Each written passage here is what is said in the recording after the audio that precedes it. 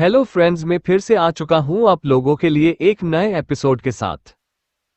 तो hello guys, मैं हूं राज और आप लोग देख रहे हैं राज द स्टोरी। तो आज का वीडियो शुरू करने से पहले मैं आप लोगों को बता दूं, अगर आप लोग चैनल पर नए आए हो तो प्लीज़ चैनल को लाइक, सब्सक्राइब एंड कमेंट जरूर कर देना। तो शुरू करते हैं आज का स्टोरी, तब तक के लिए बाय बाय। CH 146 मिश्रा परिवार का अंत। शौर्य इस वक्त अपने घर पर अपने परिवार वालों के साथ बैठ था, तभी उसे एक अनजान नंबर से कॉल आती है। जब शौर्य इस कॉल को उठाता है तो सामने से एक आदमी शौर्य को धमकाता है।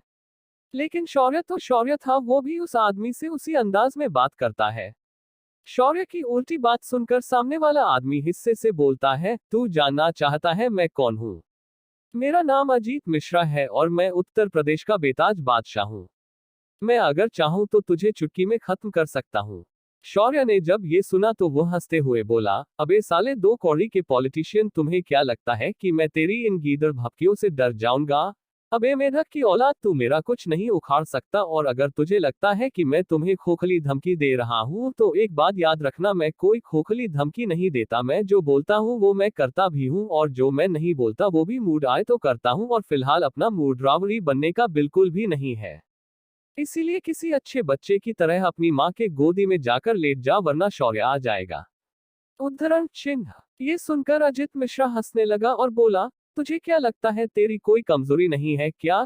कभी भी याद रखना चाहिए कि अगर आपके दुश्मन अगर ज्यादा हो तो अपने कमजोरियों को उनसे छुपाकर रखना चाहिए। और तू तो अपने कमजोरियों को ऐसे ही खुले में छोड़कर बैठा है। तेरी माँ और तेरे बाप के साथ तेरी वो मंगेतर, उन तीनों को भी मैंने उठाया है, अब क्या करेगा तू? शौर्य ने एक क्षण तो उसे बहुत हंसी आई और हंसते हुए वह बोला, अबे मिश्रा, तू तो बहुत भला आदमी निकला रे।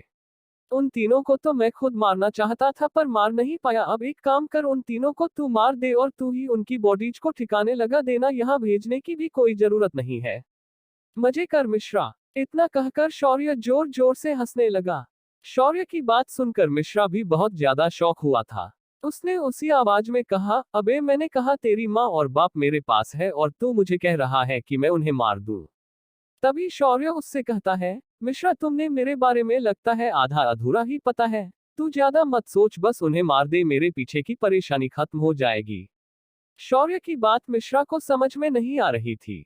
उसने फिर सोचा कि शौर्य उसे जानबूझकर ऐसा बोल रहा होगा। उसने फिर एक बार सीरियस होकर शौर्य से कहा, मैं उन्हें सच में मार दूंगा, मैं मजाक नहीं कर रहा। जब शौर्य ने उसकी बात सुनी तो उसने उससे आखिरी बार कहा, ये देख चिलगोजे, मैंने तुझे कह दिया है कि तू उन्हें मार सकता है, मुझे उससे कोई फर्क नहीं पड़ेगा। वो तीनों अब मेरी जिंदगी में कोई मायने नहीं रखते। इतना कहकर फोन कट कर दिया। दूसरी तरफ दीनानाथ और बड़े दादाजी शौर्य की बात सुनकर उसकी शक्ल को देख रहे थे। उन्हें ऐसा देखकर शौर्य ने कहा, उस औरत को और इस बुढ़े के बेटे को अजित मिश्रा नाम के एक पॉलिटिशियन ने किडनैप करवाया है। वो मुझे उन्हें मारने की धमकी दे रहा था तो मैंने उसे उन्हें मारने के लिए कह दिया। शौर्य इतनी लापरवाही कह रहा था जैसे मानो उसे उनके जान की कोई परवाह नहीं थी। उसकी बात सुनकर बड़े दादाजी को बहुत ज्यादा गुस्सा आ गया और उन्होंने आगे जाकर खींचकर एक थप्पड़ शौर्य के गाल पर रसीद दिया। फिर उन्होंने गरजते हुए कहा, मैं मानता हूं कि तुम्हारी नफरत उनके प्रति बहुत ज्यादा है, इसका मतलब ये नहीं कि तुम उन्हें मरने के लिए ऐसे ही छोड़ दो। आखिर उन्हीं का खून तुम्हारे रगों में दौड़ता है। इस बात को तुम झुठला नहीं सकते। अब चुपचाप जाओ और उन्हें सही सलामत लेकर आओ। वो दोनों इसी खानदान के लोग हैं, कोई और हमारे परिवार पर नजर उठाए ये हम होने नहीं दे सकते। ये सुनकर शौर्य को पहले बहुत गुस्सा आया, फिर उसने उनकी पूरी बात सुनी और वह शांत होकर बोला, आप उन लोगों की बात कर रहे हो जो मेरे लिए मर गए हैं, क्योंकि उन्होंने मुझे अपने हाथों से मारने की कोशिश भी तो की थी। क्या इतना काफी नहीं है कि मैं उनके मौत की कामना करूं? अगर आपको उनकी इतनी फिक्र है तो खुद जाओ उन्हें बचाने। शौर्य ने पहली बार अपने दादा को उल्टा जवाब दिया था। तभी विराज बोला, शौर्य, तुम ये मत भूलो कि मिश्रा ने उन्हें तुम्हारी ही वजह से किडनैप किया है। इसका मतलब तुम ही उनके इस हालात के लिए जिम्मेदार हो। विराज की बात सुनकर शौर्य ने अपना सिर नीचे झुका लिया और फिर उसने तुरंत दादाजी से माफी मांगी और विराज को देखा, फिर बोला, भाई, लगता है मैं अपनी नफरत पर कुछ ज्यादा ही अंधा हो गया था। लेकिन एक बात तो तय है कि मैं उन्हें कभी माफ नहीं करूंगा। इतना कहकर शौर्य अपनी जगह से गायब हो गया। उसका ये कारनामा देख सभी लोग हैरान हो गए थे। वह ऐसे गायब हो गया था जैसे वह अपनी जगह पर टेलीपोर्ट हो गया हो। कुछ ही देर में शौर्य उत्तर प्रदेश के जौनपुर क्षेत्र में प्रवेश कर चुका था। उसने जमीन पर उतरकर अपने कपड़े ठीक किए और बड़े आराम से चलते हुए मिश्रा की हवेली की तरफ चलने लगा। दूसरी तरफ रागिनी, आर्या और दुष्यंत मिश्रा के सामने ही बैठे थे और उन्होंने सारी बातें सुनी थी। उन्हें भी यकीन नहीं हो रहा था कि शौर्य उन्हें मारने के लिए कह देगा। उसकी उनके प्रति नफरत देख वे खुद हैरान थे। वो सोच रहे थे कि उनका अपना खून ही उनकी जान मांग रहा था। ये कैसी बदनसीबी थी उन दोनों की। वहीं आर्या भी अब समझ चुकी थी कि उसके लिए लोगों को जान से मारने वाला शौर्य आज उसके मरने से खुश होने वाला था। उसकी एक गलती ने शौर्य को उससे दूर कर दिया था। फोन करते ही मिश्रा ने तीनों को देखा और फिर मुस्कुराते हुए बोला, ये क्या देख रहा हूं मैं कि वह लड़का तुम तीनों की मौत पर इतना खुश हो रहा है मानो उसके पीछे से कोई बड़ी परेशानी दूर हो गई हो। तुम लोगों जैसा बदनसीब मैंने अपने जिंदगी में नहीं देखा है। खैर चलो, फिर भी तुम्हें मारने से पहले मैं इस खूबसूरत हसीना का दीदार तो करूं। इतना कहते हुए अजित आगे बढ़ा और आर्या को अपने हाथ से पकड़कर खींचने लगा। तभी उसे खिड़की से एक आकृति उसकी ओर आसमान से आते ही दिखाई दी।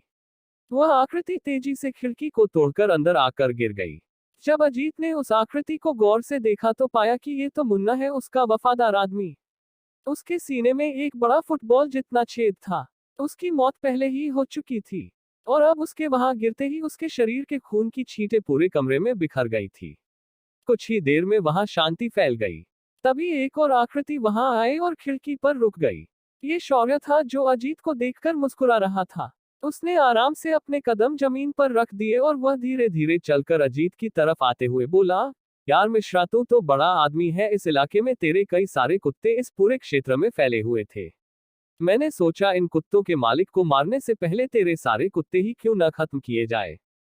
तो मैंने आते वक्त उन सभी को यमराज के पास स्पेशल काम के लिए भेज दिया है। अब तेरी बारी है। शौर्य बहुत शांत था मगर उसका ऑरा इतना ज्यादा वजनदार था कि बाकी लोगों की सांसें अटक रही थी। उनके ऐसा लग रहा था मानो उनके ऊपर हजारों किलो का वजन रख दिया हो। शौर्य ने मिश्रा को उसके गले को एक हाथ से पकड़ा और उसको हवा में उठा लिया और बोला, मिश्रा एक बात बता, मेरी तो तेरे साथ कोई दुश्मनी नहीं थी। और मैंने आलिया को पकड़ा, छुआ, वो कुछ नहीं बोली, लेकिन तेरी क्यों सुलग गई? तू क्या इतनी बड़ी तोड़ है कि तू अपने मन में आए तब किसी को भी जान से मार देगा और जब लगे उन्हें उठा लेगा? तू है क्या चीज? तू कोई शक्तिमान है क्या? शौर्य की बातों से उसे गुस्सा तो बहुत आ रहा था मगर इस वक्त उसकी गर्दन शौर्य के हाथ में थी। उसने अपनी गर्दन ना में हिलाई। तभी उस कमरे की ओर कई सारे हथियार बंद लोग दौड़कर आए और उन्होंने अपनी बंदूकें शौर्य के ऊपर तान दी।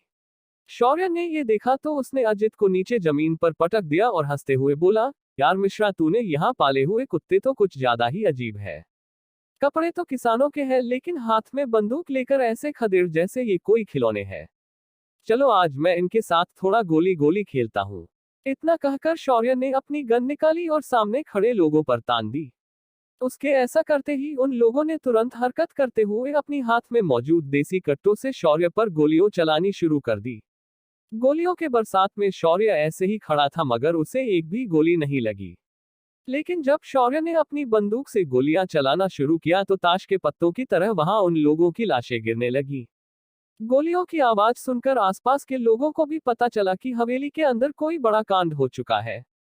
वे लोग भी अपने अपने हथियार लेकर हवेली की तरफ बढ़ने लगे। कुछ ही देर में शौर्य ने कमरे आए सभी लोगों को मार दिया था। इस वक्त मिश्रा परिवार के बाकी सदस्य भी वहां अपने हथियारों के साथ उस तरफ आने लगे। दूसरी ओर शौर्य ने उन तीनों को रस्सी से आजाद करवाया। फिर शौर्य अजित को बालों से पकड़कर खींचते हुए लेकर आने लगा। कुछ देर में शौर्य हवेली के बीच बने खाली जगह पर पहुंच गया। उसके पीछे रागिनी, दुष्यंत और आर्य थे और हाथ में अजित के बाल। वहां पर आते ही उसे सामने से अजित के दादाजी अनुपम मिश्रा ने बंदूक दिखाकर रोका और बोला, लड़के ये क्या हरकत है? अभी के अभी मेरे पोते को छोड़ दो वरना यहाँ से जिंदा वापस नहीं जा पाओगे। ये सुनकर शौर्य मुस्कुराया और अनुपम को देखकर कहा, तो वो तुम हो? लेकिन क्या करे, तुम्हारे पोते ने हरकत ही ऐसी की थी कि मुझे उससे मिलने के लिए यहाँ आना पड़ा। मेरे पीछे खड़े लोगों को उसने मेरे लोग समझकर उठवा दिया। तेरे पुटेक हरकत पर तू क्या कहेगा? ये सुनकर अनुपम ने अपने दांत पिसे और बोला, हम इस इलाके के बाहुबली हैं, यहाँ हमारा हुक्म चलता है। हमारे सामने यहाँ कोई नहीं खड़े रहने की हिम्मत करता। हमें हल्के में लेने की भूल मत कर, वरना यहाँ से तेरी लाश ही जाएगी। और वो मेरा पोता है, उसे जैसा लगेगा वैसा करेगा। तू होता कौन है उसकी हरकत पर पूछने वाला? ये सुनकर शौर्य ने अपना सिर हिलाया और बोला, तेरी उम्र देखकर मुझे लगा तुझे अच्छे और बुरे का अंतर समझ में आता होगा, पर अगर पेड़ की जड़ ही खराब हो तो पूरा पेड़ भी खराब ही होगा ना। कोई बात नहीं, आज मैं उस जड़ को ही खत्म कर दूंगा। इतना कहकर शौर्य ने अपने हाथ में पकड़े अजीत का सिर जमीन पर इस तरह से पटक दिया कि उसके सिर के चितड़े उड़ गए। सामने का नजारा देख सभी लोगों की सांसें उनके गले में अटक गई थी। अनुपम और उसके परिवार के बाकी लोग इस नजारे को देखकर एकदम सदमे में चले गए थे। सबसे ज्यादा अगर कोई सदमे में था तो वो था अजीत का पिता विनय मिश्रा, क्योंकि अजीत उसका इकलौता बेटा था और इसी वजह से उसने उसे लाड प्यार से बिगाड़ दिया था। इस वक्त उसका बेटा बेमौत मारा गया था। उसके गले से आवाज निकलना बंद हो गया था। उसे समझ में नहीं आ रहा था कि क्या करे। उसने अपनी बंदूक निकली और शौर्य पर तान दी और गुस्से से एक के बाद एक गोलियां शौर्य पर चला दी। लेकिन खन खन की आवाज हुई और सारी गोलियां नीचे गिर गई। सभी ने ये नजारा देखा और सभी लोग हैरान हो गए। उनके गले पूरी तरह से सूख गए थे। तभी शौर्य एक शैतानी हंसी हंसने लगा। अगले ही पल शौर्य ने अपनी बंदूक आगे की और अनुपम के माथे को निशाना बनाया और बोला, बुढ़े, ये तेरी परवरिश थी जिस वजह से आज तेरे परिवार के लोग बेमौत मरे जाएंगे।